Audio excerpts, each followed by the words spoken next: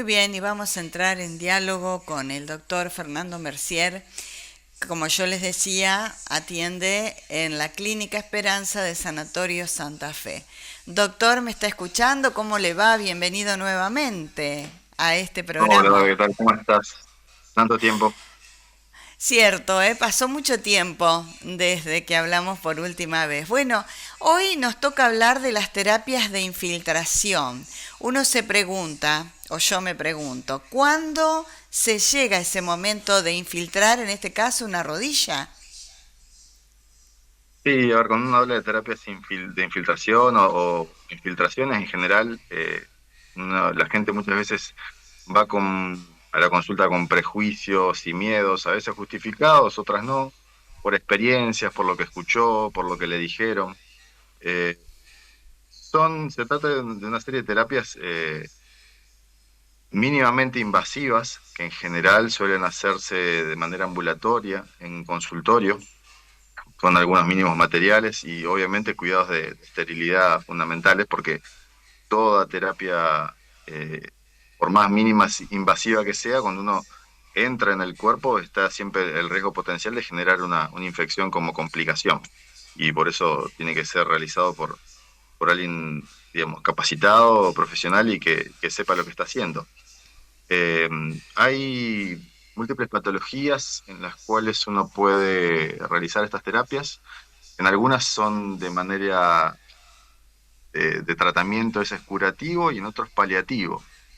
Y todo depende también, como sea, la patología y el estadio. Por ejemplo, se usan mucho, no solo en rodillas, sino en distintas articulaciones, como puede ser el hombro, el codo, la cadera. Hay patologías como las famosas tendinitis o tendinosis también, donde por ahí son, sobre todo cuando son procesos crónicos, recidivantes, recurrentes, o sea, como que tienen un curso medio lento, tórpido, nosotros le decimos en medicina cuando el paciente no evoluciona bien a pesar de tomar medicamentos, de hacer reposo, de hacer kinesiología y el paciente no avanza. Bueno, a veces en esas instancias, en las tendinopatías, es donde uno se empieza a plantear terapias un poco más agresivas que lo que son las terapias externas o desde una medicación simplemente. Por ejemplo, una tendinitis, uno puede hacer una infiltración desde corticoides, a veces anestésicos locales, eh, a veces también se hacen aplicaciones con dextrosa, o pueden irse también a la aplicación de lo que se llama hoy las terapias regenerativas, que es todo también un abanico importante, sobre todo está más desarrollado hoy en día lo que es el famoso PRP o plasma rico en plaquetas. Entonces yo decía, cuando es una patología, una tendinitis aguda, muchas veces al paciente inicialmente le indicamos kinesiología, a veces reposo por un tiempo determinado, porque tampoco lo cura a veces el paciente al reposo total y no podemos tampoco tenerlo siempre en reposo. Y a veces cuando no evoluciona bien, o es un paciente que viene y dice, no, porque yo ya vengo con esto hace años, ya hice sesiones, hice aquello, hice el otro, y uno empieza a ver cambios morfológicos en el tendón, como pueden ser calcificaciones, engrosamientos, rupturas. Bueno, ahí uno dice, bueno, tengo que hacer a lo mejor una infiltración. Cuando es un proceso más crónico, a veces el corticoide puede ayudar como para generar una desinflamación más localizada y focal y entrar en el sitio de la lesión. El mismo acto de infiltrar a veces genera también un efecto terapéutico, porque en estos casos donde un tendón, como les decía, puede estar engrosado, calcificado, como decimos nosotros, degenerado, porque está alterado en su estructura normal, la micro ruptura que genera el pinchazo en sí es como que estimula al cuerpo que vuelva a generar un tejido un poco más sano, obviamente guiado después también con un proceso de recuperación y rehabilitación. Y ahí el corticoide nos modula un poco esa respuesta para que no vuelva a tener una respuesta cicatrizal exagerada y que nos vuelva otra vez a llevar al mismo camino, como una manera de modular y controlar esa respuesta. Eso, por ejemplo, con respecto a las infiltraciones en las tendinopatías. Después hay patologías articulares degenerativas, como son la artrosis, donde también la artrosis tiene, ya alguna vez hace tiempo habíamos hablado de la artrosis y sus distintos escalones terapéuticos, donde la artrosis básicamente, para que la gente entienda, es el desgaste de la articulación, principalmente del cartílago articular y sus estructuras también anexas, como pueden ser también los meniscos, ligamentos y demás, donde el tratamiento final es el reemplazo articular, una prótesis, en este caso puede ser de rodilla o de otra articulación, si así lo fuere, de cadera, etcétera.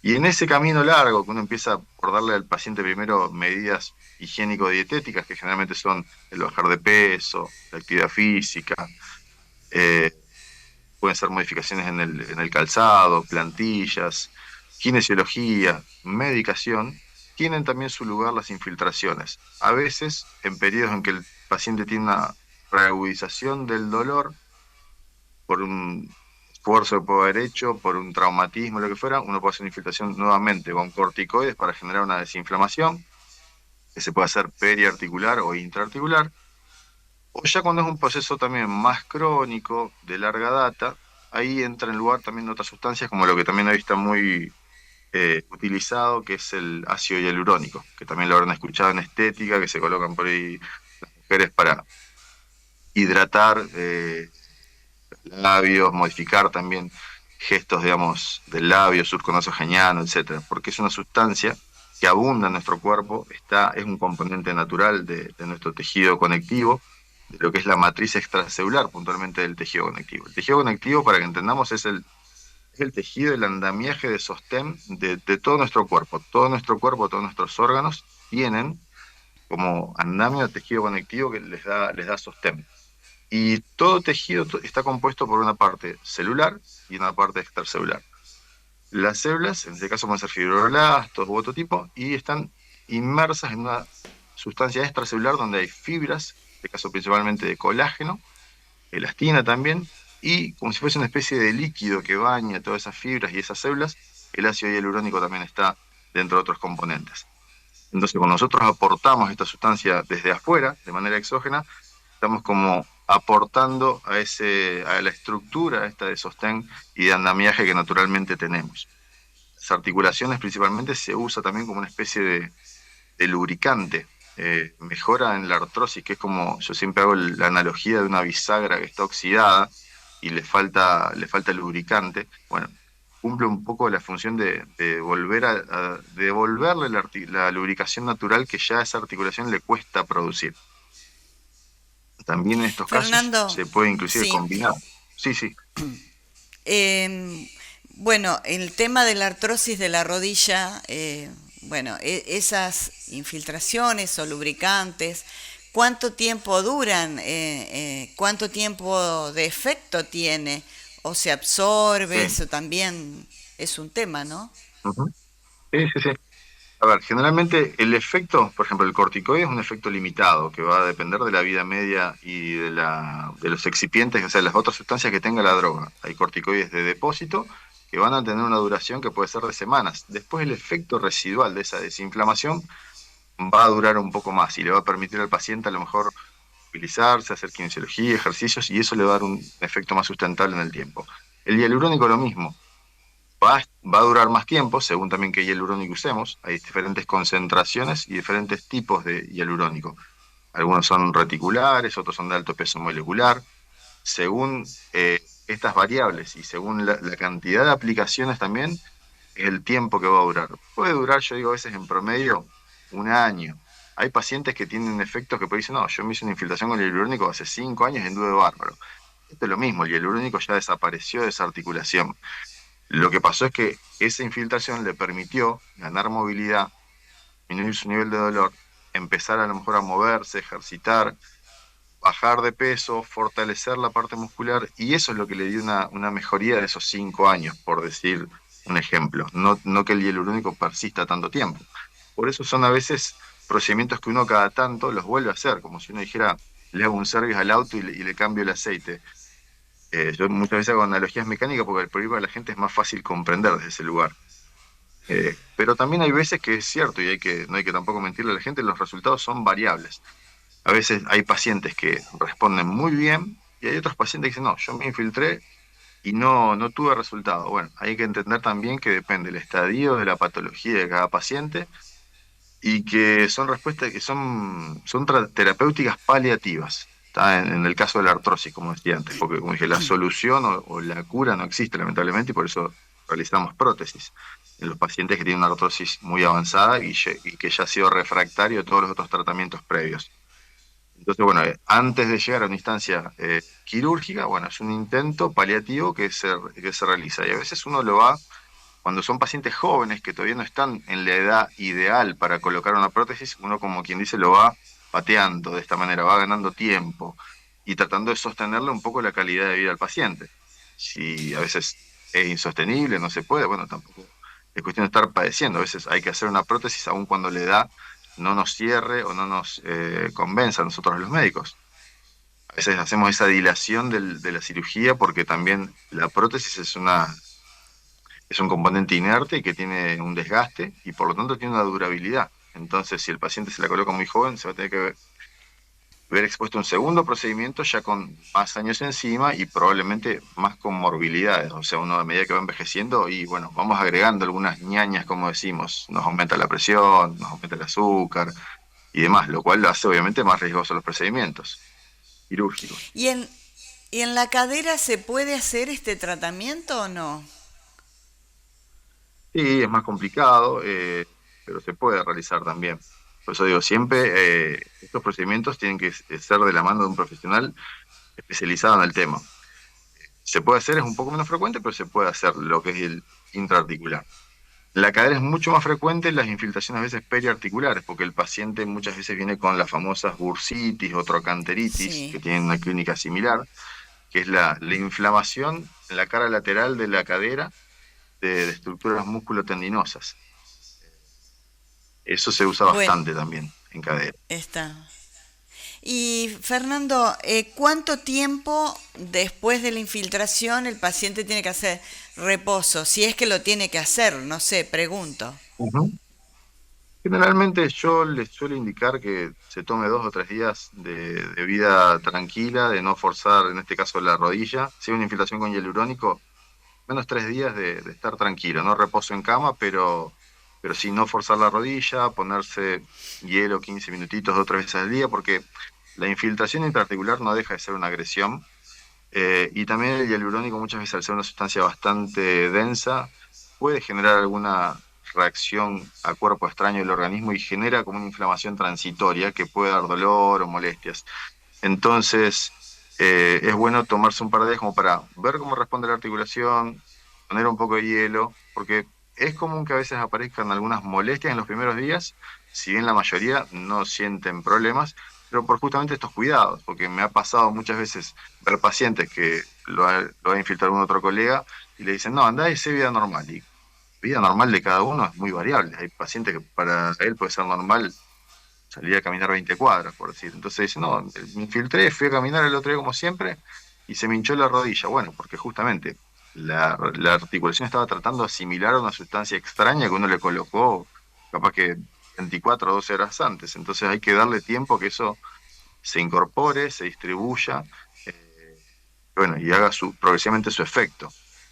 Pero aparte también el ácido hialurónico, tenemos que entender que no es un analgésico que nosotros coloquemos, si bien a veces también lo podemos colocar concomitantemente con algún anestésico, pero el efecto analgésico lo va a ir ejerciendo con el paso de los días y las semanas por un efecto secundario. Lo que nosotros estamos mejorando con el hialurónico sobre todo es la biomecánica, como dije, estamos lubricando. Entonces, esa articulación más lubricada generar menos fricción, al tener menos fricción va a generar menos inflamación y al tener menos inflamación eso va a ser lo que nos va a dar menos dolor.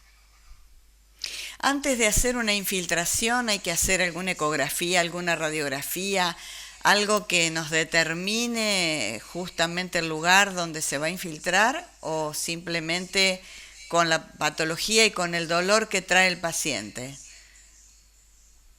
No, generalmente siempre hacemos estudios para establecer el diagnóstico, aun cuando uno venga casi con el sello en la frente de que dice, uy, este paciente tiene artrosis y es un dolor tipo artrósico, hay que a veces descartar otras causas del dolor, porque a veces decimos, ah, no, esto es una artrosis y te voy a infiltrar porque el dolor por la artrosis, y a veces después el paciente vuelve, ya sea porque lo han tratado en otro lugar, o uno mismo a veces le puede haber pasado de confiarse, y en realidad la causa del dolor era otro, y no le estamos resolviendo el problema. Entonces siempre hay que estudiarlo primero el paciente, para establecer bien la causa, así parezca obvio, pero hay que hacer siempre Lo básico que es como mínimo una radiografía, a veces puede acompañarse una ecografía, y lo ideal siempre en los estudios articulares es una resonancia. Puede haber algunos procesos, sobre todo en gente añosa, como puede ser las necrosis óseas avasculares, que nosotros les llamamos NOA, que es un fenómeno como de muerte de parte del tejido óseo, que a veces son reversibles completo, y a veces pueden dejar secuelas. Y uno, por más que le haga una infiltración en esa rodilla, a lo mejor tenga una mejoría transitoria, pero no va a mejorar del todo, porque está ese otro proceso que muchas veces es autolimitado y hay que acompañarlo con otras indicaciones terapéuticas y no una infiltración. La infiltración puede tener lugar en este caso, tal vez después de pasado ese proceso, pero no de entrada. Y si de entrada no lo diagnosticamos, a veces terminamos complicando más la evolución del paciente o nos confunde más. Por eso siempre es importante estudiarlo primero al paciente. Por más que uno crea que ya sabe lo que tiene y lo que hay que hacer, siempre hay que estudiarlo. Sí, a veces lo que se puede hacer en algunos procedimientos como guía para el procedimiento, en filtraciones en general, por ejemplo, si tengo una tendinopatía, es hacer un procedimiento ecoguiado, por ejemplo. Si yo quiero infiltrar un tendón que tenga una tendinopatía, una enfermedad del tendón, porque tiene una micro ruptura o una ruptura parcial, y quiero hacer una infiltración, por ejemplo, con corticoide o con plasma rico en plaquetas que hoy mencionaba, bueno, se puede hacer guiado bajo ecografía. Entonces uno sabe dónde está llegando, ve exactamente dónde penetra y dónde aplica la medicación. Perfecto. Fernando, ¿qué días venís a la clínica Esperanza de Sanatorio Santa Fe? Estoy yendo 2 veces al mes por ahora, los martes a las 13 horas del mediodía, estoy ahí hasta las 5 o 6 de la tarde más o menos. Ahora, la semana que viene puntualmente voy de nuevo. El martes que viene, que no sé, me acuerdo si es 23 y 4, no tengo ahora el almanaque en mente. Para que, bueno, la gente que por allí tiene necesidad de hacer una infiltración o de consultarte, bueno, se pida un turno y vaya a verte, ¿no? Porque es una terapia que, bueno, puede solucionar, como vos decías, a veces a largo plazo y, bueno, como para evitar una cirugía, ¿no? Tratar de calmar ese dolor profundo que a veces uno tiene o en el manguito rotador o en el codo, en distintas Bien. partes, ¿no? Sí, sí, sí, por supuesto. Como te decía, muchas veces es paliativo, pero a veces puede colaborar en el proceso de curación de ciertas patologías. Y no hay que tampoco tener tanto miedo porque no es mucho más doloroso a veces que cuando nos vamos a sacar sangre o hacer algún intramuscular. Realizado bien y con la técnica adecuada son procedimientos bien tolerados. Perfecto. Te agradecemos mucho este diálogo, esta charla, porque es un tema muy interesante como para tenerlo en cuenta, ¿eh? Para, bueno, Bueno, muchas paliar gracias a el vos, Dora. dolor y en una de esas zafamos de la intervención quirúrgica. Gracias, Sí, Fernando. gracias a vos.